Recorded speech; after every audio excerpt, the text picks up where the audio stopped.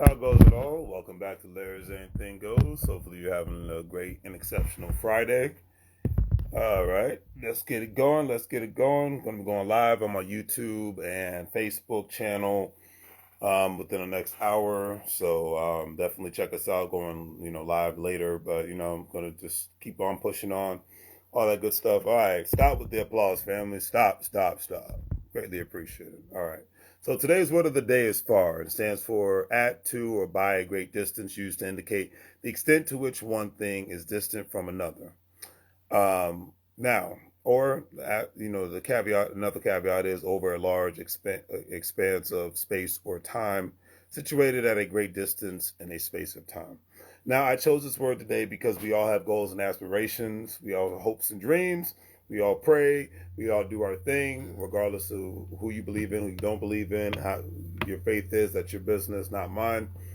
But I will say at the end of the day is we come very far, and sometimes we all have our moments of doubt. To quote Nipsey Hussle, he said before he even reached his level of success that he went through various different, every single emotion that you could deal with or think of, he went through it in this life. And you saw obviously before his unfortunate murder that took place back in 2019, he was a very, very, very successful thing, and he had so many great things happening outside of music.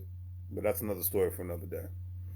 But anyways, I digress. But I will say that when you come far to a point in your life and you're like, should you keep going? Should you just quit? Because that's usually the easiest thing to do, is to just quit of trying to reach a goal, trying to reach certain things in life. But then you got to think about stories of the people who were homeless and they kept going. You had people, great example, and I'll talk about comedians, Tiffany Haddish, Steve Harvey.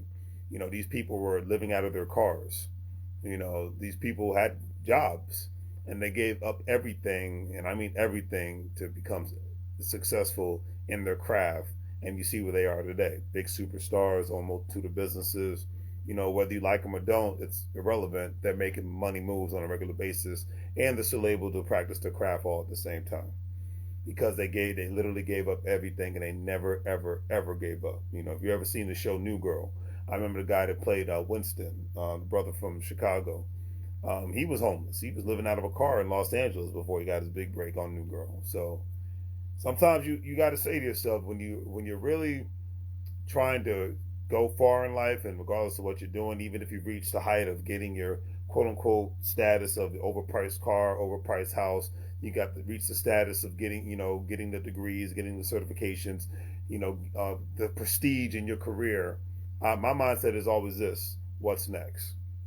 Because that's when to me it makes it easier. I'm no psychologist. I'm not an expert in that arena whatsoever, but I will say it does, in my personal opinion, it definitely makes it easier for one to have a midlife crisis, because they've done everything what they're quote unquote supposed to do, but they did not think outside of the box, and they wasted so much time once they got in the comfort zone, which is to me the death sentence of 2022.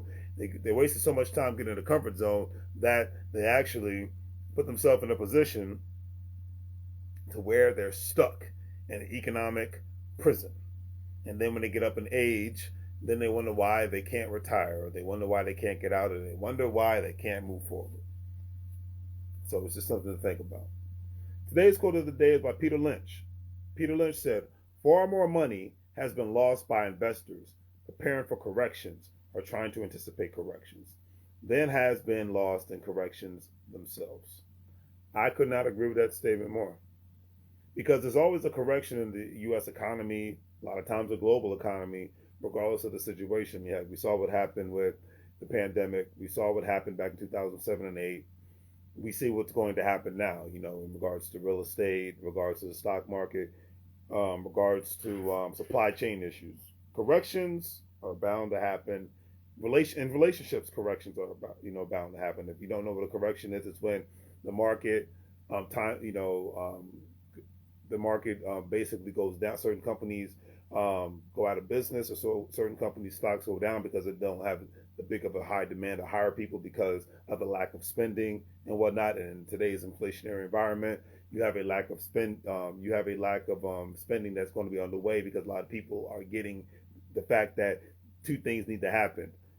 I need to save as much, three things need to happen. I need to make as much money as possible. I need to save as much money as possible. I need to invest as much money as possible. And then I can spend outside of the basic needs like food, shelter, regular basic bills and whatnot. So a lot of times that can bring some sort of a correction to the market. I'm not speaking to the stock market. I'm not speaking as a stock market expert, but I'm speaking as a person who's seeing what's going on. Same thing with real estate. So many people have bowed out of the real estate market because they're like, okay, I can't afford to buy a house. I'm not going to pay double the price for my quote unquote first home, which is not even 9 times out of 10 for regular buyers. It's not my dream home. A lot of corporations have been buying up, especially single family homes, which most people want. So, a lot of people just like, forget it. I'm just going to continuously rent for a little bit longer until this market, the real estate market, has some sort of a correction and whatnot. And like I said, you cannot really time the market. Things happen. There's a lot of people who wish they didn't ever sold their properties that own houses in New York or California because or in Washington D.C. because they were quote unquote undervalued at the time, and now the value of those homes are doubled, in some instances quadrupled of what the prices were 20 to 30 years ago. So always trying to time the market from an investor standpoint, or preparing for corrections or trying to dissipate corrections. A lot of times there's a certain amount of loss that takes place, and so many people have come so far to move forward and increase their assets that they lose so much money and time because they tried to time the market. All right. So on that note, family, do the great 3 things: like, share, and subscribe. Don't forget, if you're an investor like myself, got various amounts of links in my description.